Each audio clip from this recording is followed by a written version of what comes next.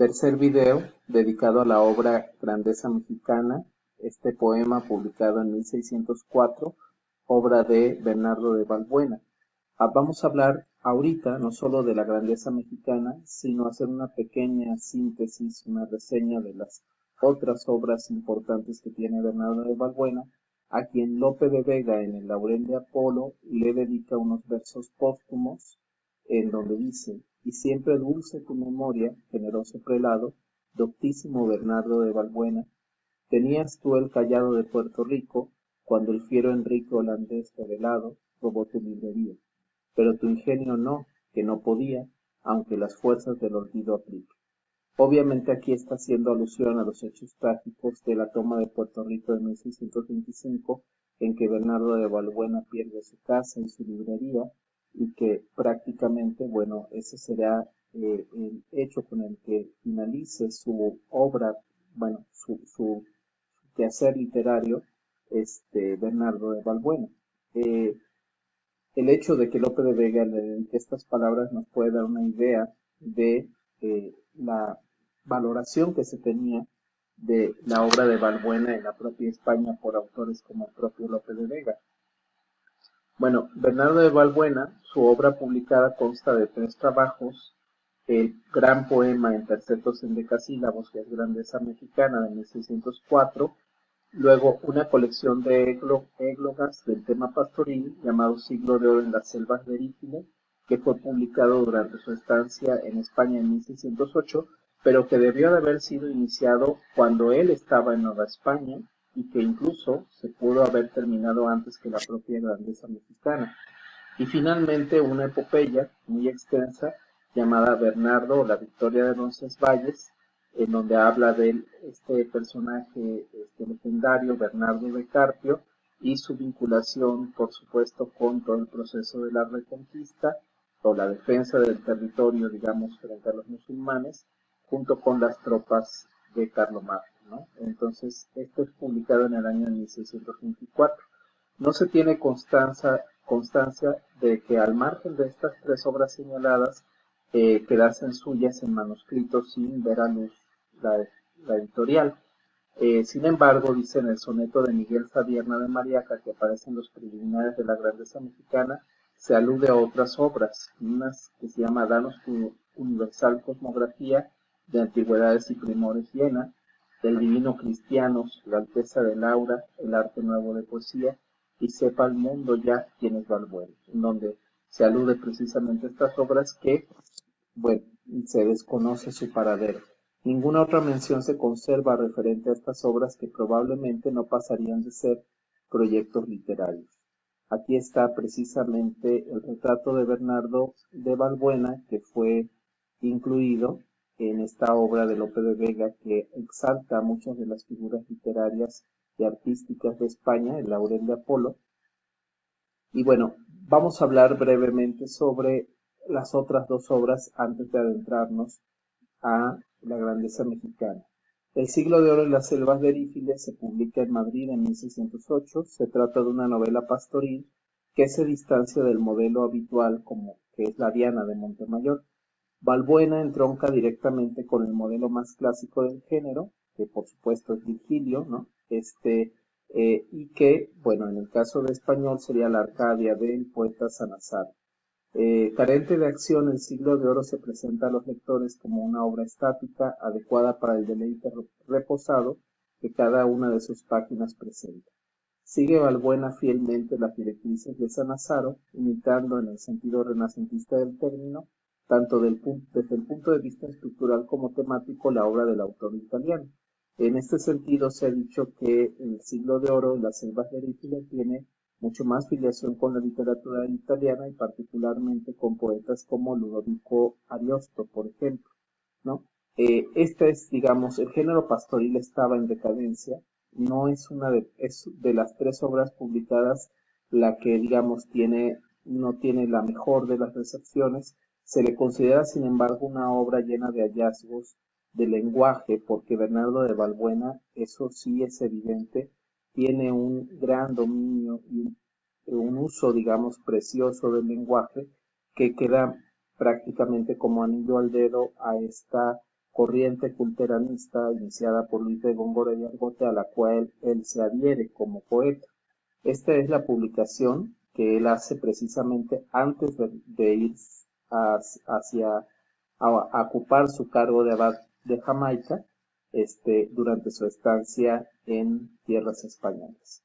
Luego, en la segunda obra, el poema épico El Bernardo, Victoria de Roncesvalles, que es un gran poema en cuanto a su extensión también, fue su última obra publicada en 1624 en Madrid. Es la obra más ambiciosa de Balbuena. La hace precisamente cuando él había ocupado su cargo como obispo de Puerto Rico. Era el primer año prácticamente que se encontraba ahí, después de haber estado en Jamaica y Santo Domingo. Fue escrito entre 1585 y 1600, diversas circunstancias impidieron su publicación y su monumentalidad, más de 40.000 versos, ha sido un inconveniente para el lector actual, restringiendo su conocimiento a los especialistas que le han dedicado grandes elogios. El Bernardo está influenciado por poetas como Mateo Boyardo, como Ludovico Ariosto, como el propio Ovidio, como Virgilio y los poemas homéricos, que también de ellos abreva. Recuerden que una tendencia del culteranismo es recurrir a las fuentes clásicas y a la mitología. Entonces es muy natural que, por ejemplo, en estas obras, que en este caso esta obra es una obra que exalta el espíritu, digámoslo así, del cristiano, de la reconquista, el espíritu que prácticamente imbuye a la historia de España y que le hace llegar también, que lo hace llegar este espíritu hasta la conquista de los territorios americanos, ¿no? Entonces, aquí la figura de Bernardo de Carpio es exaltada, así como en su momento lo es, por ejemplo, figuras como la de Rolando, en un poema por todos conocido, que es cumbre, digamos, de la poesía del periodo de formación de las lenguas romances. Y bueno, aquí Balbuena encuentra sus máximas posibilidades a través de imágenes y metáforas audaces, superando su habitual estilo manierista, que se puede ver más claramente en El siglo de oro en las selvas de Rígida, mediante estructuras que tienden ya al barroquismo, que será precisamente lo que demuestre con mayor belleza en la grandeza mexicana. Entonces, aquí podemos ver la portada de este libro, que fue publicado también en vida de Balbuena. Las tres obras fueron publicadas en vida. Y bueno, aquí vemos este, eh, una parte inicial precisamente de la obra de la grandeza mexicana del capítulo 1, que esta obra tiene tres dedicatorias, digámoslo así, y que está escrita en tercetos endecasílabos en prácticamente varios capítulos, en los cuales, por supuesto, siguiendo esta afiliación del culteranismo en boga en ese momento en España por figuras como Luis de Góngora, y prácticamente aquí estas palabras están dirigidas a una mujer, de la cual hablaremos más adelante, ¿no? Isabel de Tobar. Dice: mándasme que te escriba algún indicio de que he llegado a esta ciudad famosa, centro de perfección del mundo el quicio, su asiento, su grandeza populosa, sus cosas raras, su riqueza y trato, su gente ilustre, su labor pomposa. Al fin, un perfectísimo retrato pides de la grandeza mexicana, ahora cueste caro, ahora barato, ¿no? Entonces, así, digamos, le dirige estas primeras palabras precisamente a la mujer que es la receptora de esta carta monumental, a manera de un gran poema, exaltando precisamente, describiendo y exaltando la grandeza de la Ciudad de México. La primera edición, por supuesto, sabemos 1604, en la imprenta de Ocharte, en la Ciudad de México, verá enseguida una segunda edición en el mismo año, también en la imprenta de Ocharte, y la primera edición en España se llevará a cabo hasta 1821, aunque la obra fue conocida en España tan pronto como se editó, en buena medida gracias también a los propios labores de Balbuena y de otros admiradores, pues, de la obra del poeta y el conde de Lemos. En 1828 se lleva a cabo la edición norteamericana en español, y en 1941 se lleva a cabo una edición especial por parte de la UNAM con un prólogo de Francisco Monterre, en el que se reúnen los tres grandes obras publicadas por Bernardo de Balbuena, Grandeza Mexicana, y algunos fragmentos del Siglo de Oro en las selvas de Erífile y el Bernardo, ¿no? Finalmente.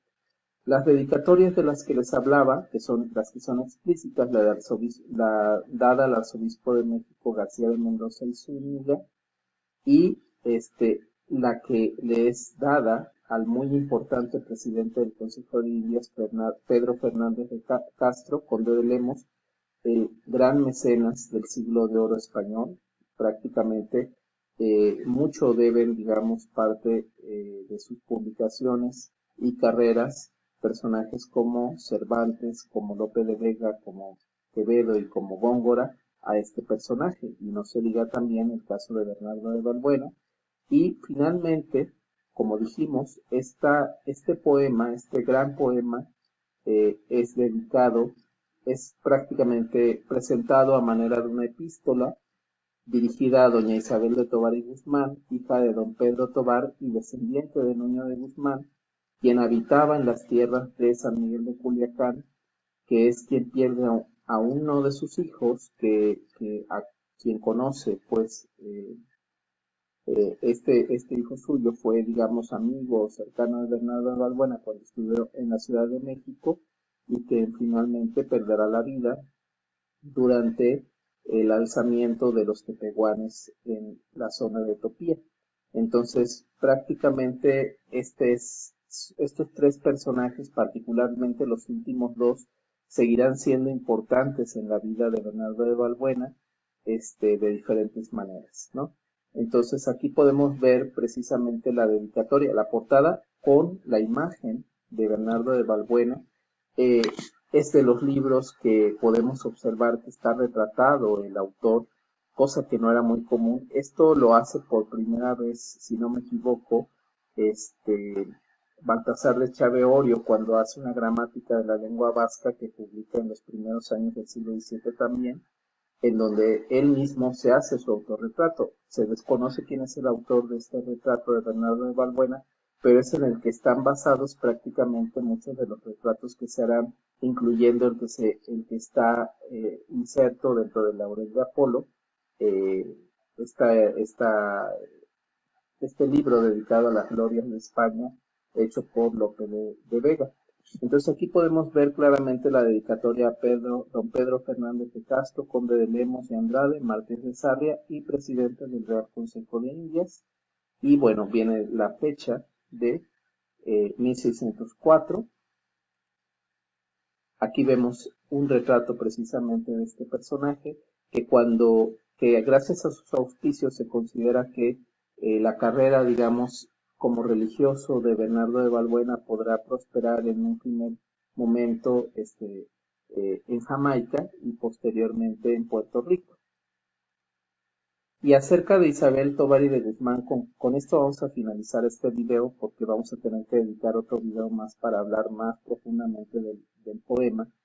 Balbuena llega en 1602 a la villa de San Miguel de Culiacán, el asiento español de la frontera norte de la Nueva España, que lindaba unas cuantas leguas de otra más inestable que era la villa de San Felipe y Santiago de Sinaloa, asiento de la primera y madre de las misiones del noreste mexicano. Recordemos que es en Sinaloa donde los jesuitas se emprenden las primeras misiones, ¿no? A principios precisamente del siglo XVII.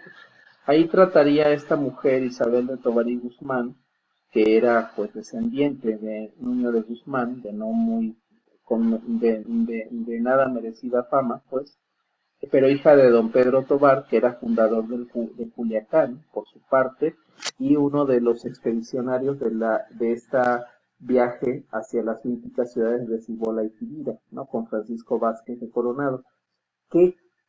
¿Cuál fue la relación exacta que tuvo Bernardo de Balbuena con esta mujer que ya era mayor cuando él la conoce, al punto de que Isabel queda viuda y uno de sus pensamientos es retirarse prácticamente del mundo, hacerse monja? Esto en buena medida también fomentado por la desgracia que implicó la pérdida de su hijo en los primeros años del siglo XVII también. Bueno, el caso es que la relación al parecer fue bastante estrecha, una amistad muy importante. Bueno, hablaré